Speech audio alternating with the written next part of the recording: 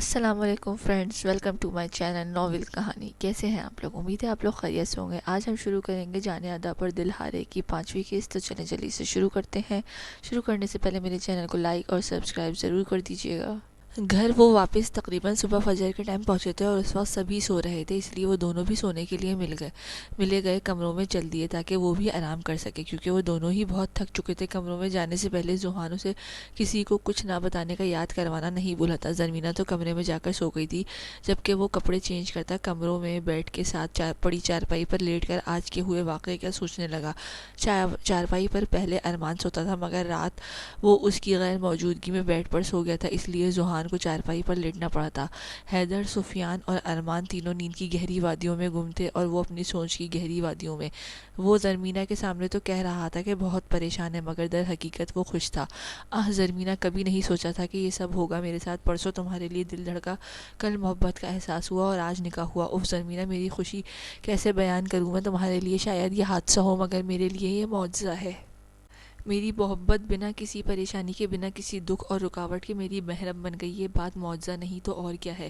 اب تم ہمیشہ کے لیے میری ہو۔ تمہیں کھونے کا ڈر پیدا ہونے سے پہلے ہی ختم ہو گیا۔ اب تمہاری سب راہیں مجھ سے جڑ کر مجھ پر ختم ہوں گی۔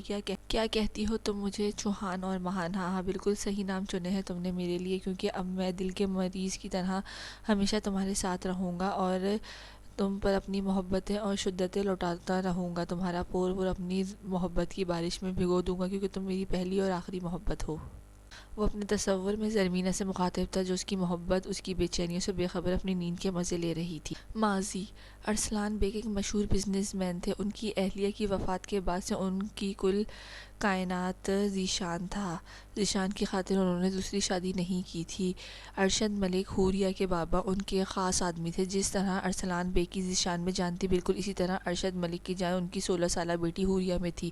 سب کچھ ٹھیک تھا، بس طوفان ان کی زندگی میں تب آیا جب ذیشان نے حیا سے شادی کرنے کا فیصلہ کیا۔ وہ اس کی یونی فیلو تھی اور ذیشان کو وہ ایز اے لائف پارٹنر اچھی لگی تھی، کیونکہ وہ اس کے سامنے بہت اچھی بنی رہتی تھی۔ مگر ارسلان بے کو اچھے سے پتا تھا حیا جیسی لڑکیوں کی اصلیت۔ وہ ایسی لڑکی تھی جسے صرف ذیشان کی دولت سے مطلب تھا، مگر ذیشان یہ بات نہیں سمجھتا تھا، کیونکہ اس کے مطابق حیا کی جیسی شریف لڑکی کوئی ہو ہی نہیں سکتی تھی۔ ارشد، اس لڑکی حیا کو بلاؤ آج دوپہر کو میرے فلیٹ پر، مجھے پتا ہے اسے کیسے ذیشان کی زندگی سے باہر نکالنا ہے۔ ارسلان بیگ نے ارشد ملک کو اپنے پاس بلاتے کہا، جس پر وہ ہاں میں سر ہلاتے کمرے سے باہر چلے گئے تھے۔ اب تمہیں ہی تمہاری ہی زبان میں سمجھائیں گے۔ ارسلان صاحب نے اپنے تصور میں حیا سے مخاطب تھے، اور پھر وہ صوفے سے اٹھ کھڑے ہوتے اپنے بیڈ کی سائڈ ٹیبل سے اپنی ڈائری نکالتے اس میں لکھنے بیٹھ گئے تھے۔ انہیں عادت تھی ڈائری لکھنے کی۔ اپنی دل عزیز بیوی کے بعد ایک یہی تو تھی ان کی ساتھی، جسے وہ اپنے دل کی ساری باتیں بتاتے تھے۔ وہ ارسلان صاحب سے ملنے کے لیے ان کے فلیٹ پر موجود تھے اور اب ان کے سامنے بیٹھی مسکرا رہی تھی۔ تو آپ کو کیوں لگا کہ میں خود اپنے منہ سے ذیشان کو منع کروں گی؟ حیا نے آئیبروز اچکاتے پوچھا۔ کیونکہ تم شاید نہیں چاہو گی کہ میں ذیشان کے سامنے تمہاری حقیقت لاؤں۔ ارسلان صاحب کرسی سے تھوڑا سا آگے ہوتے ہوئے بیٹھتے بولے۔ حقیقت؟ کون سی حقیقت؟ حیا کے پوچھنے پر انہوں نے اپنی کرسی کے پاس کھڑے ارشد کو دیکھا، جس پر انہوں نے ارسلان بیگ کو ایک فائل پکڑائی تھی۔ یہی حقیقت کہ تم کس طرح کی لڑکی ہو، تمہارے کتنے افیئرز ہیں، اور تم کیسے مختلف لڑکوں کے ساتھ ہوٹل میں کمروں میں رنگ رلیاں مناتی ہو، یہ سب ثبوت ہے اس فائل میں۔ ارسلان بیگ نے فائل کی طرف اشارہ کرتے کہا، جبکہ ان کی الفاظ پر حیا کے چہرے کا رنگ اڑا تھا۔ اب خود ہی عزت سے ذیشان سے دور ہو جاؤ، ورنہ میرے پاس جو یہ ثبوت ہیں میں ذیشان کو دکھا دوں گا۔ بتاؤ کتنوں میں چھوڑو گی میرے بیٹے کی جان؟ ارسلان بیگ کی بات پر حیا کے جو چہرے پر خوف سجایا انہیں دیکھ رہی تھی، اچانک زور زور سے ہنسنے لگی۔ ہاں، میں کیا بے وقوف ہوں جو آپ کے کہنے پر ذیشان کو چھوڑ دوں گی؟ جب مجھے ذیشان کی شادی کے بعد سب کچھ ملے گا تو چند پیسے کے لیے کون سی عقل مندی دکھاؤں گی میں؟ اور یہ سب ثبوت تو ایسے غائب ہوں گے کسی کو پتہ بھی نہیں چلے گا۔ وہ بنا ڈرے ان کی آنکھوں میں آنکھیں ڈالتی بولی، ثبوت مٹاؤ گی تو میں بھی تمہیں ذیشان کی زندگی سے نکال دوں گا، میں خود بتاؤں گا تمہیں تمہاری حقیقت اپنے بیٹے کو۔ ارسلان بیگ غصے سے کھڑے ہوتے بولے۔ ان کی بحث کے دوران ارشد ملک چپ چاپ ایک سائڈ پر کھڑے تھے، اور اگر ثبوتوں کے ساتھ ساتھ آپ بھی نہ رہے تو؟ حیا شیطانی مسکراہٹ سے کہتی اپنے بیگ سے گن نکال کر ان کے دل پر فائر کر چکی تھی۔ سب کچھ اتنا اچانک ہوا کہ ارسلان بیگ اور ارشد ملک کو کچھ پتہ پتہ ہی نہیں چلا۔ ارشد ملک جو کھڑکی کے پاس ہی کھڑے تھے، اس سے پہلے کہ آگے بڑھ کر حیا کو قابو کرتے وہ پھرتی سے آگے بڑھتی انہیں پیچھے دھکا دے چکی تھی، جس سے وہ کھڑکی کھلی ہونے کے سبب نیچے گرتے جان کی بازی ہار چکے تھے۔ وہ واپس آتی ارسلان بیگ کے پاس بیٹھی جو اپنی آخری سانسیں گن رہے تھے۔ کہا تھا نا کہ ثبوت کے ساتھ آپ کو بھی ختم کر دوں گی، اور میں ذیشان سے تو شادی کر کے ہی رہوں گی۔ وہ انہیں دیکھ کر مسکرا کر کہتی، ان کے پاس سے فائل لے کر اپنے بیگ میں رکھتی، اندر سے رومال نکال کر پسٹل پر سے اپنے فنگر پرنٹ صاف کرتی، اسے کھڑکی کے پاس پھینکتی، رومال واپس بیگ میں رکھتی، ذیشان کو کال ملانے لگی۔ وہ حیا کی کال سنتے ہی ریش ڈرائیو کرتا فلیٹ پر پہنچا تھا۔ اندر آتے ہی اسے حیا کی روتی ہوئی ارسلان بیگ کی باڈی کے پاس نظر آئی۔ بابا! وہ حیرت اور بے یقینی سے اپنے دل عزیز باپ کی لاش دیکھتا آہستہ آواز میں بولا، ذیشان دیکھو انکل چھوڑ گئے ہمیں۔ وہ رونے کی ایکٹنگ کرتی اٹکتے ہوئے بولی، کس نے کیا ہے یہ؟ اس کے ارسلان بیگ کے پاس بیٹھتے اس کی قمیص پر لگے خون کے چھوٹے چھوٹے الفاظ چباتے ہوئے پوچھا۔ وہ مجھے انکل نے بلایا تھا تو بات کرنے کے لیے، لیکن بٹ جب میں یہاں پہنچی تو ارشد انکل ارسلان بیگ پر گن تانے کھڑے تھے، اور ارسلان انکل دل پہ ہاتھ رکھے تکلیف سے کراہ رہے تھے، ان کے کپڑے خون سے بھرے ہوئے تھے۔ مجھے دیکھتے ارشد ملک نے بھاگنے کی کوشش کی، لیکن وہ بھاگ نہیں پائے اور کھڑکی سے گر گئے۔ وہ روتے ہوئے فل ایکٹنگ کرتی من دھڑک کہانی سنانے لگی، جبکہ ذیشان نے ضبط اور غصے سے آنکھیں میچ لی تھیں۔ کہاں ہے وہ اب؟ اس کے باپ کی مردہ وجود پر نظریں جمائے پوچھا۔ شاید آس پاس کے لوگوں کے لیے انہیں کسی ہاسپٹل میں لے گئے تھے۔ حیا کے جواب پر وہ خاموش رہا تھا۔ اس نے اپنی سورسز کے ذریعے یہ کیس پولیس کیس بننے نہیں دیا تھا۔ اس کا ارادہ خود بدلہ لینے کا تھا۔ اسے پتہ چل گیا تھا کہ ارشد ملک بھی مر گیا ہے اور اسے بھی دفنا دیا گیا تھا۔ آج اس کے بابا کو مرے 3 دن ہو گئے تھے اور بدلے کی آگ میں جل رہا تھا، مگر دکھ یہ تھا کہ جس سے بدلہ لینا تھا وہ بھی مر چکا تھا، پر وہ چھوڑنے والوں میں سے نہیں تھا۔ اسے پتہ چلا تھا کہ ارشد ملک کی ایک بیٹی بھی ہے جسے وہ اپنی جان سے بڑھ کر چاہتا تھا۔ اس کا ارادہ اسے بیٹی کے ذریعے ارشد ملک کی روح کو تڑپانے کا تھا۔ ڈرائیور گاڑی نکالو اور ارشد ملک کے گھر چلو۔ وہ باہر گاڑی ڈرائیو کرتے پکارتے بولا، جس پر ڈرائیور نے فوراً گاڑی نکالی تھی۔ بابا آپ کیوں مجھے چھوڑ کر چلے گئے؟ پہلے امی چلی گئی اور اب آپ بھی۔ میں کیسے رہوں گی آپ کے بغیر؟ آپ نے اپنی گڑیا کو اپنی گڑیا کا نہیں سوچا؟ آپ نے تو وعدہ کیا تھا جلدی آنے کا، پر آپ تو واپس آئے ہی نہیں۔ حوریہ مر جائے گی بابا، پلیز واپس آ جاؤ۔ اپنے بابا کی تصویر کو روتے ہوئے اپنے سینے سے لگائے ان سے شکوہ کر رہی تھی۔ اس کا کوئی رشتہ دار نہیں تھا جو اس کے اس غم میں اس کے پاس ہوتا، اسے تسلی دیتا۔ تدفین تک تو ہمسایوں اور گلی والوں نے ساتھ دیا تھا، مگر اب وہ بالکل اکیلی تھی۔ وہ 16 سال کی کم سن لڑکی تھی۔ اسے فکر تھی کہ وہ اب اپنے بابا کے بغیر کیسے رہے گی، کیسے اس ظالم دنیا کا سامنا کرے گی۔ وہ صرف تب تک بہادر تھی جب تک اس کے ساتھ اس کے بابا کا ساتھ تھا۔ سب سے بڑی چیز جس سے وہ ڈرتی تھی وہ تھی اس کی خوبصورتی۔ ایک کم عمر اکیلی اور اوپر سے خوبصورت لڑکی اس دنیا میں اکیلی نہیں رہ سکتی۔ وہ کیسے کرے گی موو آن اس دنیا میں؟ وہ اپنی ہی سوچوں میں گم رونے میں مصروف تھی، تبھی باہر کی داخلی دروازہ زور زور سے بجنے لگا۔ وہ پریشانی سے آنسو پوچھتی اٹھ کر دروازہ کھولنے کے لیے باہر نکلی۔ اس نے دروازہ کھولا تو سامنے ہی ایک نوجوان خوبرو مرد سرخ آنکھوں سے اسے دیکھ رہا تھا۔ جی کون؟ اس نے رونے کے سبب اتنی بھاری آواز میں پوچھا۔ ارشد ملک کی بیٹی ہو؟ ذیشان نے بنا اس کی بات کا جواب دیا اپنا سوال پوچھا، جس پر وہ ناسمجھی بھرے تاثرات سے ہاں میں سر ہلا گئی تھی۔ اس کی ہاں میں سر ہلاتے ہی ذیشان اس کی کلائی سختی سے تھام چکا تھا۔ اس کی کلائی تھامنے پر حوریہ نے حیرت سے اسے اور پھر اپنی کلائی تھامے اس کے ہاتھ کو دیکھا تھا۔ چھوڑیں میرا ہاتھ، کون ہیں آپ؟ کہاں لے جا رہے ہیں مجھے؟ بچاؤ، کوئی ہے، بچاؤ مجھے! وہ چیختے ہوئے بولتی مدد کے لیے پکار رہی تھی، جبکہ ذیشان کان لپیٹے اسے گھسیٹتا ہوا ساتھ لے جا رہا تھا۔ اس کے اتنے چلانے پر بھی کوئی نہیں نکلا تھا اپنے گھروں سے، اور ذیشان اسے گلی کے نکڑ پر کھڑی اپنی گاڑی میں دھکا دیتے بٹھاتا خود بھی ساتھ بیٹھتے ڈرائیور کی گاڑی سٹارٹ کرنے کا کہہ چکا تھا۔ حوریہ کی شور بند نہ کرتے دیکھ کر اس نے حوریہ کی گردن کی مخصوص نبض دبائی تھی، جس سے وہ بے ہوش ہو گئی تھی۔ اسے کندھے پر سر گرا گئی تھی۔ اسے ہوش آیا تو وہ کسی اور کمرے میں تھی، جبکہ وہی لڑکا جو اسے لایا تھا سامنے صوفے پر بیٹھا اسے دیکھ رہا تھا۔ حوریہ نے ڈر کے مارے اپنا دوپٹہ صحیح سے اپنے گرد پھیلایا تھا۔ ابھی سے مت ڈرو، کیونکہ میں گناہ کرنے والوں میں سے نہیں۔ پہلے تم پر حق حاصل کروں گا، پھر تمہارے جسم پر نشان چھوڑوں گا۔ ذیشان کی بات کی حوریہ کی سمجھ نہ آئی، مگر اس کے لہجے نے اسے کانپنے پر مجبور کر دیا تھا۔ کون ہیں آپ؟ حوریہ نے ڈرتے ہوئے پوچھا۔ میں وہ ہوں جس کے باپ کو تمہارے باپ نے مارا ہے، اور اب اس کا بدلہ تم چکاؤ گی، کیونکہ تمہارا باپ باپ تو مر گیا مگر ذیشان اپنا بدلہ نہیں چھوڑتا، پھر اسے سامنے والوں کی نسلوں سے ہی کیوں نہ لینا پڑے بدلہ۔ وہ بیڈ کے پاس آتا، اس کے چہرے کو گھورتا بولا، میرے بابا نے کسی کو نہیں مارا، وہ قاتل نہیں تھے۔ حوریہ نے اپنے باپ کے قاتل کہے جانے پر تڑپ کر کہا، بکواس بند، اور ابھی کچھ دیر تک مولوی آئے گا تو چپ چاپ نکاح کے لیے ہاں کر دینا، ورنہ مجھ سے برا کوئی نہیں ہوگا۔ ذیشان نے اسے وارن کرتے کہا، میں نہیں کروں گی نکاح۔ حوریہ سے ڈرتے ہوئے تھوڑی سی ہمت دکھائی تھی۔ اس کے انکار پر ذیشان نے اس کے منہ کو دبوچا تھا، نہیں کرنا نکاح۔ ذیشان نے آنکھیں چھوٹے کیے، لفظ چباتے ہوئے پھر سے پوچھا، جس پر وہ آنکھوں میں خوف لیے نام میں سر ہلا گئی، ٹھیک ہے تو پھر ایسے ہی صحیح، میرا ارادہ تھا کہ اپنا بدلہ نکاح کے بعد لوں گا تاکہ تمہیں چھوؤں بھی تو حق سے، مگر تم بنا نکاح کے ساتھ رہو گی تو مرضی ہے تمہاری، پر میں تمہیں تکلیف ضرور دوں گا، پھر چاہے مجھے بنا نکاح کے ہی تمہارے قریب کیوں نہ آنا پڑے۔ وہ پیچھے ہوتا اپنی شرٹ کے بٹن کھول رہا تھا، جبکہ حوریہ جیسے لڑکا لڑکی کے ریلیشن کا پتہ تک نہیں تھا، مگر ذیشان کے ارادے سے ٹھیک نہیں لگ رہے تھے، آخر وہ ایک عورت تھی، اتنی سینس تو ہی رکھتی ہی تھی۔ ذیشان شرٹ اتار کر اس کے قریب آتا، اسے اپنے قابو میں کرتا، اس کی گردن پر دانت گاڑ گیا تھا، جس پر حوریہ کی چیخ نکلی تھی، گردن پر ہوتے اس کی بیوٹی بون پر آیا تھا، یہاں حوریہ کی بس ہوئی تھی، مجھے قبول ہے، میں کر لوں گی نکاح، پر پلیز دور ہو، وہ روتے ہوئے بولی تھی، جبکہ اس کی ہاں میں ذیشان کے چہرے پر مسکراہٹ آئی تھی، اسے پتا تھا وہ ایسے ہی مانے گی۔ وہ اس سے دور ہوتا اپنی شرٹ واپس پہنتا کمرے سے نکل گیا تھا، جبکہ پیچھے وہ اپنی گردن بازو باندھے ہچکیوں سے رونے لگی۔ نکاح ہونے کے بعد وہ کمرے میں نہیں آیا تھا، لیکن حوریہ کو باہر سے کسی لڑکی کے چیختے ہوئے بولنے کی آواز ضرور آئی تھی، اور ذیشان شاید اسے سمجھانے کی کوشش کر رہا تھا۔ کیا سمجھنے کی کوشش کروں میں ذیشان؟ تم نے میری جگہ کسی اور کو دے دی اور مجھے کہہ رہے ہو کہ میں سمجھوں اور کول ڈاؤن ہو جاؤں؟ تم کیسے اس لڑکی سے شادی کر سکتے ہو؟ تم بھول گئے کہ وہ تمہارے باپ کے قاتل کی بیٹی ہے۔ حیا تو اچانک ہی آئی تھی، مگر وہاں آتے ہی اسے ذیشان کے نکاح کا علم ہوا تھا، اس نے تب سے چیخنا چلانا شروع کر دیا تھا، نہیں بھولا، میں کچھ نہیں بھولا، وہ لڑکی میرا بدلہ ہے، حیا میری محبت نہیں، وہ صرف یہی بدلے کے لیے ہے، میں اسے تڑپانا چاہتا ہوں، اس پر زندگی تنگ کرنا چاہتا ہوں، اس کے ذریعے اس کے مرے باپ کی روح کو تکلیف دینا چاہتا ہوں، مگر تم فکر نہ کرو، میں تم سے شادی کروں گا، تم ہی میری اصل بیوی کہلاؤ گی، ساری دنیا صرف تمہیں مسز ذیشان کے نام سے پہچانے کی، ٹرسٹ می۔ ذیشان اس کے ہاتھ دباتا، نرمی سے سمجھاتا، اسے یقین دلانے لگا، پکا نا کہ تم مجھے نہیں چھوڑو گے، تم مجھ سے شادی کرو گے۔ حیا نے اسے یقین دہانی چاہی، جس پر وہ ہاں میں سر ہلاتا، اس سے یقین دلانے لگا۔ وہ کمرے میں آیا تو حوریہ کو کمرے کے کونے میں دبک کر بیٹھے پایا، شاید وہ سو گئی تھی، 3 دن سے وہ نہیں سوئی تھی، اور ابھی بیٹھے بیٹھے اس کی آنکھ لگ گئی تھی۔ اسے دیکھتا غصے سے اس کی جانب بڑھا اور ایک جھٹکے سے اسے کھڑا کر گیا، جبکہ نیند میں ایک دم جھٹکا لگنے سے وہ بری طرح ڈری تھی۔ یہاں نیندیں پوری کرنے آئی ہو تم؟ ذیشان کے غصے میں پوچھنے پر حوریہ نے ڈر کر نام میں سر ہلایا، میں جان بوجھ کر نہیں سوئی تھی، اچانک آنکھ لگ گئی۔ حوریہ نے ڈرتے ہوئے کہا، میرے سامنے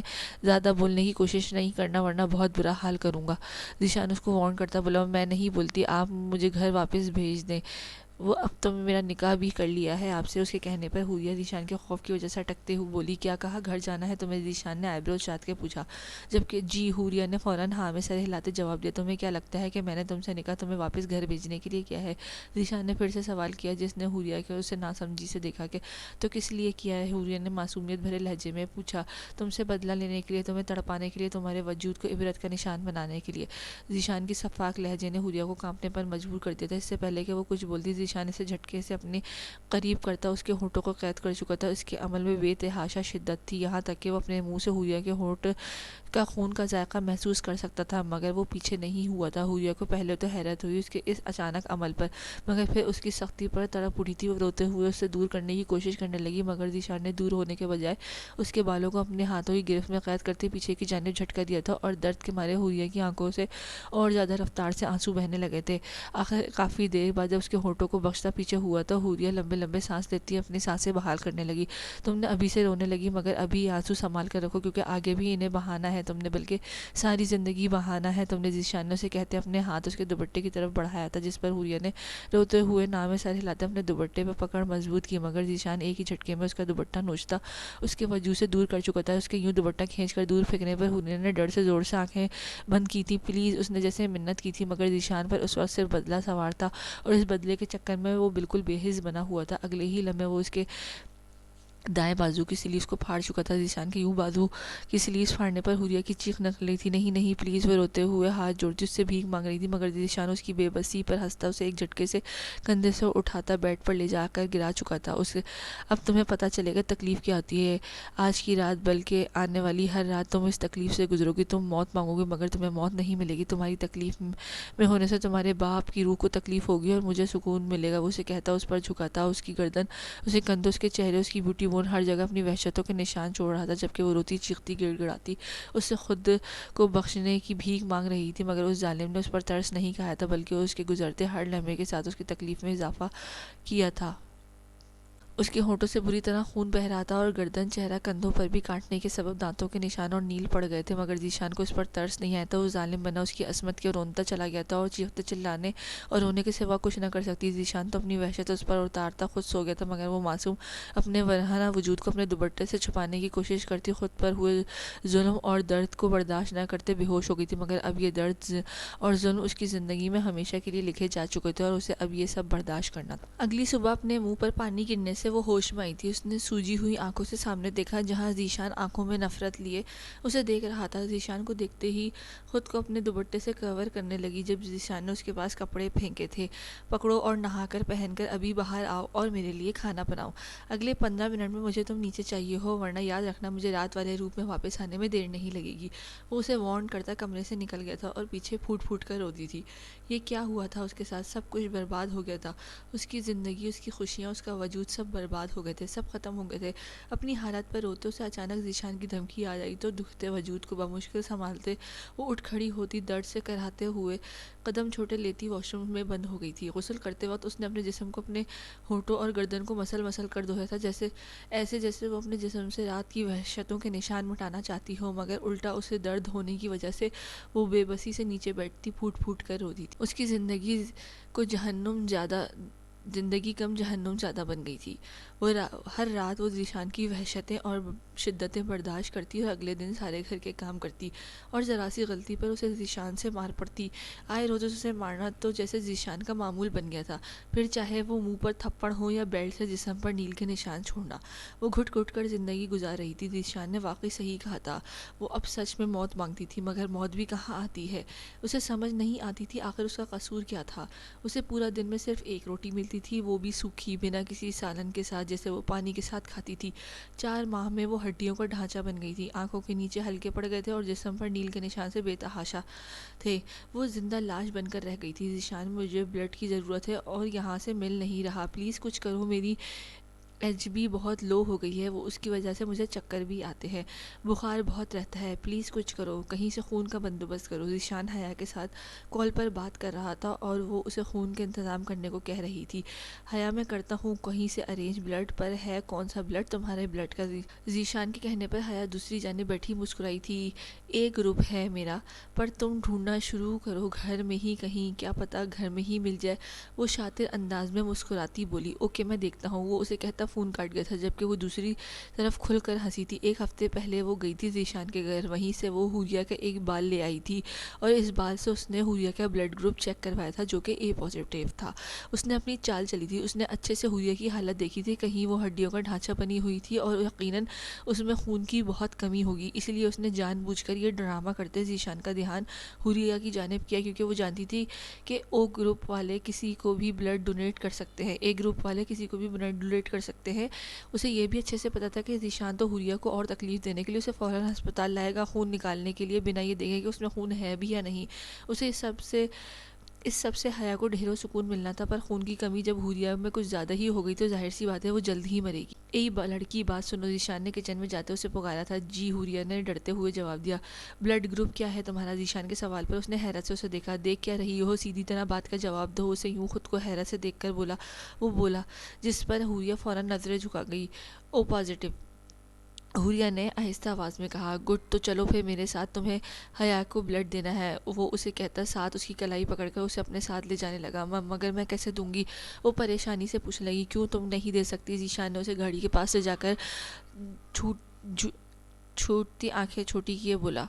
وہ مجھے کہاں آپ کو خون نارمل مقدار میں لگ رہا ہے؟ اس نے سر جھکائے پوچھا۔ جتنا بھی ہو حیا کے لیے بہت ہوگا۔ وہ اسے لیے گاڑی میں بٹھا چکا تھا۔ وہ چپ چاپ بیٹھ گئی کیونکہ بس بحث کرنے سے کون سا اس نے مان جانا تھا، الٹا اسے ہی مان پڑنی تھی۔ سوری مسٹر ذیشان، ہم ان کا خون نہیں نکال سکتے۔ ڈاکٹر نے حوریہ کا بلڈ ڈونیٹ کرنے سے پہلے چیک اپ کرتے کہا۔ مگر کیوں؟ ذیشان نے حیرت سے پوچھا۔ پہلی بات تو یہ کہ ان کے اندر خود خون کی بہت کمی ہے، ان سے بوتل نکالنے کی نہیں بلکہ ان کو بوتل لگنے کی ضرورت ہے۔ دوسری وجہ یہ ہے کہ یہ پریگننٹ ہے اور پریگننسی میں ہم ان کا خون نہیں نکال سکتے۔ ڈاکٹر کی بات پر اسے حیرت کے ساتھ ساتھ خوشی بیک وقت ہوئی تھی۔ کیا سچ میں؟ اس نے خوشی سے پوچھا۔ جی بالکل، مگر افسوس کی بات یہ ہے کہ آپ اپنی بیوی کا خیال نہیں رکھتے۔ ان کی حالت دیکھیں، کہاں سے لگتا ہے کہ وہ ایک بیبی کو پیدا کر پائیں گی۔ ان کی ڈائٹ اچھی کریں اور پلیز پہلے ان کی خون کی کمی پوری کریں۔ ڈاکٹر کی بات پر وہ فوراً ہاں میں سر ہلا گیا تھا۔ پھر اس نے اپنی سیکرٹری سے کہہ کر 3 خون کی بوتلوں کا انتظام کروایا تھا، جس میں سے ایک اس نے حیا کے لیے منگوائی تھی اور 2 حوریہ کے لیے۔ بچے کی پیدائش کا سن کر حیا نے بہت واویلا مچایا تھا۔ کہاں وہ اس حوریہ سے پیچھا چھڑوا رہی تھی، کہاں وہ اس کی اولاد بھی آنے والی تھی، مگر ذیشان اس بار بھی اسے منا چکا تھا۔ حوریہ کی زندگی میں زیادہ کچھ نہیں مگر کافی حد تک آسانی آ گئی تھی۔ دن میں 2 وقت کی روٹی ملتی۔ اب وہ ذیشان کی مار بھی کمی آئی تھی۔ بالکل ختم نہیں ہوا تھا اس کا ظلم، پر کچھ حد تک کم ہوا تھا، مگر وہ جانتی تھی بچہ پیدا ہوتے ہی پھر سے زندگی حرام ہو جانی ہے۔ مگر جو بھی تھا وہ خوش تھی اپنے بچے کا سوچ کے کہ چلو اس کی زندگی گزارنے کی کوئی تو وجہ بنی۔ شادی ختم ہوئے 2 دن گزر گئے تھے۔ ان 2 دنوں میں زرمینہ اور ذوحان میں کوئی بات نہیں ہوئی تھی، بلکہ کل ان کی واپس روانگی تھی، اس لیے نوری اور ساجدہ جو ملنے آئی تھی ان دونوں کے ساتھ مل کر انہوں نے پارک جانے کا پلان بنایا تھا۔ مسکان، زرمینہ، زمل، سحر، ساجدہ اور نوری سب مل کر گئی تھیں گھومنے پھرنے۔ کسی بھی لڑکے کو ان کے ساتھ نہیں لے کر گئی تھیں۔ نوری کی پریگننسی کا 4تھا منتھ تھا، اس لیے گھر کی بڑی خواتین اسے جانے سے منع کر رہی تھیں، مگر نوری کا جانے کا بہت دل تھا، اس لیے اسے اپنا خیال رکھنے کی تلقین کرتی مانی تھی۔ ان سب کا ارادہ چڑیا گھر اور پارک جانے کا تھا۔ چڑیا گھر گھوم پھر کر وہ پارک میں انجوائے کر رہی تھی۔ یار چلو نا، سب لوگ گول گپے کھانے چلتے ہیں۔ نوری کے کہنے پر سب نے اسے گھور کر دیکھا تھا۔ بھابھی آپ نے پکنک پر تو بہانے سے آئی ہیں، اصل مقصد تو آپ کو باہر نکل کر چٹپٹی چیزیں کھانے کا تھا۔ زرمینہ نے آنکھیں چھوٹی کیے کہا، جس پر باقی سب نے اس کی بات پر حامی بھری تھی۔ ان سب کا نوری کو گھورنا بنتا تھا کیونکہ نوری بیبی جب سے پکنک پر آئی تھیں تھوڑی دیر بعد کوئی نہ کوئی چٹپٹی چیز لے کر کھا رہی تھی۔ یار پلیز نا، تم لوگوں کو سمجھو میری حالت ایسی کہ میرا دل کرتا ہے سب کھانے کو۔ گھر میں تم لوگوں کا بھائی اور میرا میاں جو ہے وہ بھی کچھ لا کر دیتا، امی الگ سے پرہیزی بناتی ہیں۔ نوری معصوم منہ بناتی بولی اور اس کے یوں منہ بنا پر ان سب کو اس پر ترس بھی آ گیا تھا۔ چلے پھر چلتے ہیں گول گپے کھانے۔ مسکان کے بولنے پر نوری نے بڑی سی مسکراہٹ چہرے پر سجائی تھی۔ وہ سب گول گپوں کا آرڈر دے چکی تھی اور ابھی وہاں پر پڑی چیئرز پر بیٹھی سب ہنسی مذاق کر رہی تھیں۔ تبھی ان کے پاس سے ایک لڑکا گزرتا انہیں چھیڑنے کے لیے کچھ اس انداز میں گا رہا تھا، پیار ہو جائے مجھے، پیار ہو جائے کسی سے، پیار ہو جائے مجھے، میرے امی ابو سے پیار ہو جائے۔ لڑکے کے یوں پاس سے گزر کر ان کی طرف دیکھ کر گانے پر اس گانے میں انہیں پتہ تو چل گیا تھا کہ وہ جان بوجھ کر ایسا کر کے انہیں چھیڑا ہے، مگر وہ سب چپ رہی سوائے زرمینہ کے۔ جوتوں کی کمی تو بہت کچھ کھانا پڑتا ہے۔ زرمینہ نے اس لڑکے کے گانے پر اونچی آواز میں ہی اپنا نیا گانا ایجاد کرتے گایا تھا، جس پر سب نے اسے گھور کر دیکھا تھا، مگر آگے سے زرمینہ کی مسکرا کر شرارتی انداز میں آنکھ ونک کرنے پر وہ سب ہنس پڑی تھی۔ زرمینہ تم پٹو گی کس دن؟ سحر نے ہنستے ہوئے کہا، جس پر زرمینہ نے حیرت سے اسے دیکھا تھا۔ مسکان، یار تصویر بناؤ سڑو آپی سحر کی، کیونکہ وہ ہنس رہی ہیں ابھی بھی۔ زرمینہ کی ڈرامائی انداز میں کہنے پر سحر نے اپنی آنکھیں دکھائی تھی۔ ساجدہ باجی آج آپ رات رہو گی نا یا پھر بھائی لے جائیں گے؟ زمل نے اچانک ساجدہ سے پوچھا۔ نہیں یار میں کل جاؤں گی، نوید کا میسج آیا تھا، وہ مجھے صبح لینے آ رہے ہیں۔ ساجدہ کے جواب پر وہ سب مسکرائی تھی۔ یہ تو بہت اچھی بات ہے، رات کو سب کزنز مل کر باتیں کریں گے، مسکان نے خوش ہوتے ہوئے کہا، جس پر باقی سب نے ہاں میں سر ہلانے لگی۔ باتوں کے درمیان ان کے گول گپے آ چکے تھے اور سب اپنی اپنی پلیٹیں لیتی گول گپے انجوائے کرنے لگی تھی۔ اسے ذیشان کا سیکرٹری لینے آیا تھا کیونکہ اسے ذیشان نے بھیجا تھا۔ آج اس کے ڈاکٹر کے پاس اپائنٹمنٹ تھی اور ذیشان کی اہم میٹنگ تھی، تو اس نے اپنے سیکرٹری کو اسے لینے بھیج دیا تھا تاکہ وہیں سے اسے ہاسپٹل لے جائے۔ وہ آفس کی بلڈنگ کو حیرت سے دیکھ رہی تھی، جبکہ حدید کو اس نے کندھے سے لگایا ہوا تھا۔ بلڈنگ بہت پیاری تھی، دیکھنے سے ہی پتہ چلتا تھا وہ واقعی بہت بڑی ڈریس ڈیزائنر کی کمپنی تھی۔ ہر طرف سے اسے مختلف رنگ برنگے ڈیزائننگ کپڑے، فراک اور لہنگے لٹکے نظر آ رہے تھے۔ سیکرٹری اسے اندر سیدھا ذیشان کے آفس روم میں خود چھوڑنے آیا تھا۔ آفس روم بالکل خالی تھا، شاید ذیشان میٹنگ میں تھا۔ میں حدید کو لے جاؤں؟ سیکرٹری، جس کا شاید حدید کے ساتھ کھیلنے کو دل کر رہا تھا، جھجکتے ہوئے حوریہ سے پوچھنے لگا، جس پر اس نے مسکرا کر حدید کو اسے پکڑوا دیا تھا اور حدید کو لیتا آفس سے نکل گیا تھا۔ وہ کافی دیر سے انتظار کر رہی تھی ذیشان کا، مگر وہ نہیں آیا تھا۔ اس نے صبح سے طبیعت کچھ زیادہ ہی خراب تھی، اس لیے ابھی بھی بیٹھتے ہوئے اسے اچانک الٹی آئی تھی۔ وہ بھاگ کر آفس روم کے اٹیچ واش روم میں گھس گئی تھی۔ الٹی کر کے منہ دھو کر وہ واش روم سے نکلنے لگی تو اسے آفس روم کا دروازہ کھلنے کی آواز آئی۔ اس نے قدم دروازہ کھلنے کی آواز پر نہیں رکے تھے بلکہ حیا کی آواز پر رکے تھے، جو ذیشان کے ساتھ آفس میں داخل ہوئی، اس سے باتیں کر رہی تھی۔ ذیشان تم آخر کب کر رہے ہو مجھ سے شادی؟ کب اس حوریہ کو دور کرو گے ہماری لائف سے؟ حیا کے سوال پر واش روم میں بند حوریہ کے کان کھڑے ہوئے تھے۔ بس کچھ ماہ اور حیا، پھر میں تمہاری اور اپنی شادی اناؤنس کروں گا، اور ایک اور گڈ نیوز تمہارے لیے، میں حوریہ کو بھی طلاق دے دوں گا۔ ذیشان نے اسے اس کے کندھے سے تھامتے ہوئے کہا، جس کے جواب پر اندر کھڑی حوریہ کو نہ جانے کیوں اچانک گھٹن سی محسوس ہوئی۔ اسے تو خوش ہونا چاہیے تھا اس بات پر کہ ذیشان جلد اسے آزاد کر دے گا۔ اسے ہوئی تھی خوشی، مگر جس حد تک ہونی چاہیے تھی اتنی نہیں ہوئی تھی۔ کتنے ماہ؟ حیا نے اگلا سوال کیا۔ یہی کوئی 6 ماہ تک۔ ذیشان کے جواب پر جہاں حیا خوش ہوئی تھی وہیں حوریہ کو لگا وہ سانس نہیں لے پائے گی، یعنی وہ شخص اپنی بات پر اڑا ہوا تھا، وہ واقعی اس سے اس کے بچے الگ کر دینے والا تھا۔ وہ اپنے منہ پر ہاتھ رکھتی اپنی اچانک آنے والی ہچکی کو روک گئی تھی۔ اوکے ٹھیک ہے، مشکل سے صحیح پر وہ گزار لوں گی یہ عرصہ بھی، جیسے پہلے 1 سال اور 7 ماہ گزارے ہیں۔ حیا کے جواب پر وہ محض مسکرایا تھا۔ اوکے تو میں چلتی ہوں، مجھے میری دوست سے ملنے جانا ہے، وہ کہتی اپنا بیگ کاندھے پر ڈالے آفس روم سے نکل گئی تھی۔ حوریہ تو اندر رونے میں اتنی مصروف تھی کہ اسے باہر نکلنا یاد ہی نہیں رہا تھا۔ تقریباً 5 منٹ بعد سیکرٹری حدید کو لے کر آفس میں آیا تھا۔ سر حدید صاحب سو گئے ہیں؟ سیکرٹری سوئے ہوئے حدید کو احتیاط سے تھامے اندر آتے ہوئے بولا، جبکہ حدید کا یہاں دیکھ کر اسے حیرت ہوئی تھی۔ حدید یہاں کیسے؟ اور حوریہ کہاں ہے؟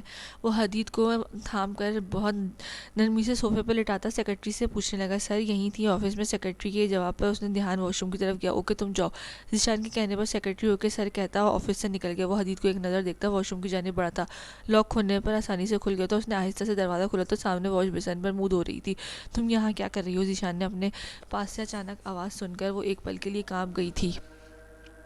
وہ مجھے وامٹ ہو رہی تھی اس لیے واش روم میں آئی تھی، حوریہ نے اٹکتے ہوئے جواب دیا۔ اوکے آ جاؤ باہر، اب ڈاکٹر کے پاس بھی جانا ہے۔ ذیشان کے کہنے پر وہ ہاں میں سر ہلاتی اس کے پیچھے ہی باہر نکلی تھی۔ ابھی اس نے واش روم سے باہر 3-4 قدم ہی رکھے تھے، وہ اس کا سر بری طرح سے چکرایا تھا۔ اس سے پہلے کہ وہ گرتی، ذیشان جو اچانک اس کی جانب پلٹا تھا، اسے گرتا دیکھ کر فوراً اس کی کمر کے گرد بازو حائل کرتے اسے تھام گیا تھا۔ حوریہ حوریہ آنکھیں کھولو۔ وہ اس کے چہرے کو تھپتھپاتا اسے ہوش میں لانے کی کوشش کرنے لگا، مگر حوریہ کو ہوش نہیں آیا تھا۔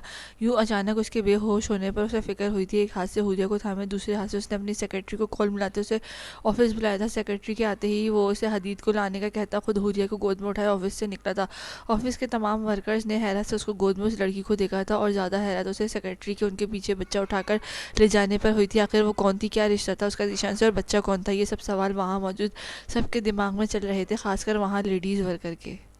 پارک میں سب نے بہت انجوائے کیا تھا۔ سب سے زیادہ مزہ جس چیز میں سب کو آیا تھا وہ تھا کپلز کو پکڑنا۔ وہ ہر جگہ دھیان رکھ کر ایسے کپلز کو ڈھونڈتی تھی جس میں پتہ چل جاتا تھا کہ وہ کپلز ڈیٹ پر آئے ہیں اور چھپ کر آئے ہیں۔ پھر وہ ان کپلز پر کمنٹ پاس کرتی اور جان بوجھ کر ان کے پاس سے گزرتی، انہیں تنگ کرتی کہ آخر وہ کپلز ہی اٹھ کر چلے جاتے۔ یار آپ ہی ہر طرف کپلز دیکھ کر مجھے میرے شدید کمارے ہونے کی شدید فیلنگز آ رہی ہیں۔ مجھے نہیں پتا میری شادی کب ہو، مجھے بھی شادی کرنی ہے۔ زرمینہ کے اندر کا کیڑا جاگ گیا تھا اور وہ جان بوجھ کر انہیں تنگ کرنے کو بولی۔ وہ اپنے اور زوہان کے نکاح کو سرے سے بھولے بیٹھی تھی۔ ہاں ہماری بعد میں کریں گے، تیری پہلے ہونی چاہیے۔ سحر کی بات پر وہ دانت دکھانے لگی۔ مجھے نہیں پتا، مجھے کرنی ہے شادی۔ ڈھونڈو کوئی شہزادہ میرے لیے، میری شادی کرواؤ، کیونکہ میرے بچوں سے زیادہ ویٹ نہیں ہو رہا نیچے آنے کے لیے، اور وہ تب ہی آئیں گے جب ان کے بابا ملیں گے۔ زرمینہ کی باتوں پر وہ سب توبہ کرتی اس پر ہنسی تھی۔ ڈھونڈتے ہیں، پہلے تمہارا ہی ڈھونڈتے ہیں، زمن نے ہنستے ہوئے کہا، جس پر وہ شرمانے کی ایکٹنگ کرنے لگی۔ اسے شوق نہیں تھا شادی کا اور نہ ہی کوئی ترسی ہوئی تھی، بس کبھی یوں ہی سب کو ہنسانے کے لیے یا تنگ کرنے کے لیے ایسے ہی بول دیتی، جس پر سب اسے شدید ترسی عورت کہتے تھے۔ وہ سب اپنی پکنک انجوائے کرتی واپس گھر روانہ ہو چکی تھی۔ ان کا آج کی رات بھی نہ سونے کا ارادہ تھا، کیونکہ کل سب نے چلے جانا تھا، تو وہ اپنا لاسٹ ڈے اور نائٹ انجوائے کر کے یادگار بنانا چاہتی تھیں۔ آپ کو علم بھی ہے کہ آپ کس قدر کمزور ہیں، آپ کی وائف ان کی کنڈیشن دیکھیں، اس طرح سے اور کیسے بیبی کو دنیا میں لا سکتی ہیں۔ پلیز مسٹر ذیشان اپنی بیوی کا خاص خیال رکھیں، انہیں سب سے پہلے تو روز خون کی بوتل لگوائیں اور ان کے ایچ بی پورا کریں، کھانے پینے کا خیال رکھیں ان کی، اور انہیں ٹینشن سے دور رکھیں، یہ سب کچھ ان کی صحت کے لیے ضروری ہے، انہیں خوش رکھیں۔ ڈاکٹر کی ساری باتیں اور ہدایت وہ غور سے سنتا ہاں میں سر ہلا رہا تھا۔ باقی سب تو ٹھیک ہے، مگر وہ اسے خوش کیسے رکھتا؟ اب خیر جو بھی تھا کچھ تو کرنا تھا، اس لیے اپنی اولاد کے لیے وہ ڈاکٹر کا شکریہ کہتا حوریہ کو ڈسچارج پیپرز بنواتا چل پڑا۔ سیکرٹری ابھی بھی اس کے ساتھ تھا، حدید کو وہی پکڑے ہوئے تھا۔ رات کے وقت سب کزنز لڑکے اور لڑکیاں مل کر مختلف گیمز کھیلتے، ہنسی مذاق کرتے اپنا وقت یادگار بنا رہے تھے، جبکہ تمام بڑے سو چکے تھے انہیں ان کے حال پر چھوڑتا۔ آج حیرانگی والی بات تو یہ تھی کہ زوہان صاحب بھی شامل تھے ان کے ساتھ اور گھل مل رہے تھے۔ اسے ہنستا مسکراتا دیکھ کر زرمینہ کو تو جیسے ہارٹ اٹیک آنے والا تھا۔ خیر رات 2 سے 3 بجے کے قریب سب نے اس محفل کو ختم کرتے سونے کا فیصلہ کیا اور وہیں لاؤنج میں نیچے دریاں بچھاتے سونے لگے. لڑکیاں ایک طرف جبکہ لڑکے ان سے تھوڑے سے فاصلے پر اپنی دریاں گدے بچھاتے سو گئے تھے. تقریباً 1 گھنٹے بعد زرمینہ جسے ایک جگہ ٹک کر سونے کی پسلے مارتے مارتے لڑکوں کی سائڈ پر چلی گئی تھی. ذوحان جو اسی سائڈ پر لیٹا تھا اور کچی نیند میں تھا, اچانک خود پر وزن محسوس کرتے اس نے آنکھیں کھولی تو زرمینہ کو اپنے پاس دیکھا. اسے حیرت ہوئی تھی اور اس کے اوپر ایک بازو اور ایک ٹانگ رکھے فل اس پر چڑھی سو رہی تھی. اس کے یوں خود پر چمٹ کر سوتا دیکھ کر ذوحان کے چہرے پر مسکراہٹ بکھری تھی, کیونکہ اس کی سائڈ زرمینہ کی طرف ہی تھی, اس لیے زرمینہ کا سوتا ہوا معصوم چہرہ اس کی نظروں کے بالکل سامنے تھا. وہ محبت سے اس کے چہرے کو تکتا, ایک ہاتھ اس کے چہرے پر جھولتی آوارہ زلفوں کے پیچھے کر رہا تھا. اسے اس وقت یہ لمحہ دنیا کا سب سے خوبصورت لمحہ لگا تھا. تھوڑا سا چہرہ آگے کرتے اس نے ہلکے سے زرمینہ کے ماتھے کو لبوں سے چھوا تھا. اپنی محبت کی پہلی مہر اس نے اس کے ماتھے پر دیتے اپنی محبت کی پاکیزگی ظاہر کی تھی. اگر زرمینہ ہوش میں ہوتی تو اس کو چاہتی ہوتی تو اس وقت وہ خود کو دنیا کی خوش قسمت اور معتبر عورتوں میں شامل سمجھتی. تقریباً آدھا گھنٹہ اس کے یوں ہی بنا نظروں کا زاویہ بدلے اس کے چہرے پر نظریں ٹکائے رکھی تھی. یہ لمحہ بھی قسمت سے ملتے ہیں. محبوب سامنے ہو, آپ کا محرم بھی, اوپر سے بنا کسی مداخلت کے اسے دیکھنے کا موقع بھی ہو, تو عشق کے لیے وہ لمحہ, وہ وقت دنیا کی قیمتی اور مہنگے وقتوں میں ہوتا ہے. اس کا دل تو نہیں تھا اسے دور کرنے کا, مگر مجبوری تھی, کیونکہ فجر کا ٹائم تھا, کوئی بھی آ سکتا تھا اور پھر یہاں سے سوئے لوگوں میں سے بھی کسی کی آنکھ کھل سکتی تھی. وہ آہستہ سے اس کے بازو اور ٹانگ کو خود پر سے اتارتے کھڑا ہوا اور بنا کوئی آواز کی اس نے زرمینہ کو اپنے بازو میں بھرا تھا. اس کی گود میں اٹھانے سے زرمینہ نے تھوڑا سا ہلتا اپنا چہرہ اس کے سینے میں چھپاتے اس کے گرد بازو باندھے تھے. ذوحان نے زرمینہ کی اس حرکت پر اپنی آنکھیں زور سے بند کی تھی. یہ لڑکی تو اس کا ضبط آزما رہی تھی. اس نے اس کے ارادے تو پہلے ہی اسے پاگل اور دیوانہ کیے تھے, انہیں اداؤں پر تو اس نے اپنا دل ہارا تھا. خیر, خود سے اور اپنے جذبات پر قابو کرتے وہ اسے لیے لڑکیوں کی طرف آیا اور اسے اینڈ پہ جا کر لٹا دیا, تاکہ اگر وہ اب ادھر ادھر ہو تو لڑکوں کی طرف نہ آئے, کیونکہ اب اس کے آگے باقی لڑکیاں تھیں. وہ اسے لٹا کر خود بھی واپس آتا اپنی جگہ پر لیٹ گیا. اسے نیند اب کہاں آنی تھی. وہ سر کے نیچے بازو رکھتا چھت کو گھورتے ہوئے زرمینہ کو سوچنے لگا. اسے سوچتے ہوئے ذوحان کے چہرے پر مسکراہٹ نمایاں تھی.